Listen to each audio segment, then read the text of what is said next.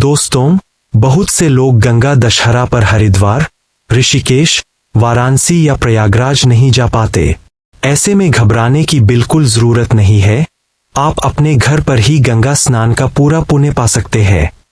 आज के इस वीडियो में हम जानेंगे कि घर पर गंगा स्नान का फल कैसे पाएं, पूजा की सही विधि क्या है और इस दिन क्या करना चाहिए और क्या नहीं। गंगा दशहरा के दिन सुबह जल्दी उठकर अपने नहाने के सामान्य पानी में कुछ बूंदे गंगाजल की मिला लें। नहाते समय मन ही मन मां गंगा का ध्यान करें और इस पवित्र मंत्र का जाप करें।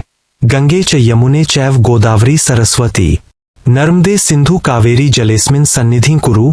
शास्त्रों के अनुसार शुद्ध मन से घर पर इस विधि से किया गया स्नान भी गंगा नदी में डुबकी लगाने के समान ही पुण्य फल देता है। गंगा दशहरा की पूजा में 10 फीट की संख्या का बहुत बड़ा महत्व माना गया है। इस दिन हर चीज 10 की संख्या में करने से भगवान विष्णु और मां गंगा की असीम कृपा मिलती है।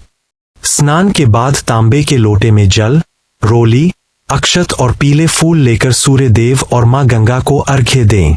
घर के मंदिर में भगवान विष्णु की कपूर से आरती करें।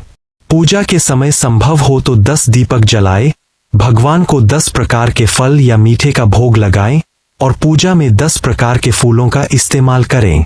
अधिक मास के दौरान आने वाले गंगा दशहरा पर दान करने से पितृदोष और कुंडली के सभी ग्रह दोष शांत होते हैं। इस दिन सुहागिन महिलाओं और जरूरतमंदों को निम्नलिखित 10 चीजें दान करनी चाहिए: पानी से भरा मिट्टी का घड़ा, कलश, खरबूजा या आम, ऋतुफल, सत्तू गुड़ तिल घी सूती वस्त्र, कपड़े, रूमाल या छाताबांस का पंखाचने की दाल या स्वर्णरजत।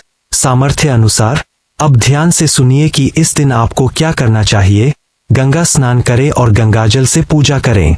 भगवान शिव और मां गंगा की आराधना करें।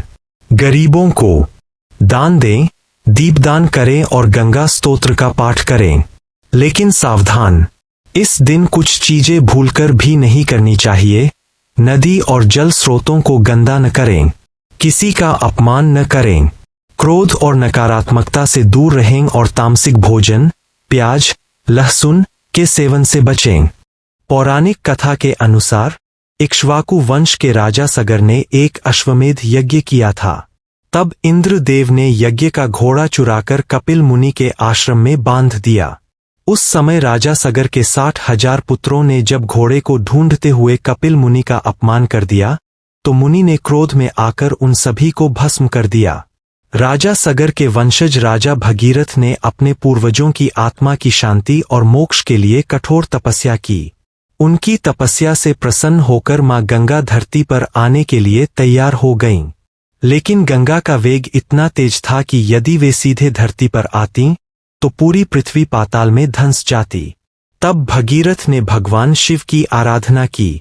भोलेनाथ ने मां गंगा के वेग को नियंत्रित करने के लिए उन्हें अपनी जटाओं में बांध लिया। इसके बाद ज्येष्ठ शुक्ल दशमी के दिन शिवजी ने अपनी एक जटा खोली, जिससे गंगा जी का धरती पर अवतरण हुआ और राजा भगीरथ के 60,000 पूर्वजों का उद्धार हुआ। इसी कारण गंगा जी को भागीरथी भी कहा जाता है। मई के महीने में अधिक मास के दौरान आने वाला गंगा दशहरा एक महापुण्य का अवसर है। इस दिन पवित्रता का ध्यान रखें, किसी की निंदा न करें और घर में पूरी सात्विकता बनाए रखें। मां गंगा आपकी सभी मनोकामनाएं पूर्ण करेंगी। अगर आपको कोई भी जानकारी या शुभ मुहूर्त की सूची दोबारा देखनी हो तो आप सीधे हमारी वेबसाइट विधिविधानहिंदी.in पर जाकर पूरा लेख पढ़ सकते हैं। वीडियो को लाइक और शेयर जरूर करें। कमेंट में जय गंगा मैया लिखना न भूलें। चैनल को सब्सक्राइब करें। राम राम।